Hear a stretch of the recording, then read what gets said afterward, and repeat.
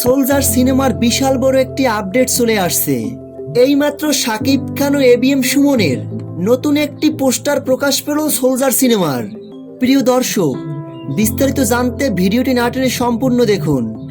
Soldier সিনেমাটির কিছুটা shooting এখনো বাকি অংশের শুটিং শেষ হলে চলতি বছরের বিজয়ের মাস ডিসেম্বরেই মুক্তি পেতে পারে বহুল প্রতীক্ষিত সিনেমা সোলজার।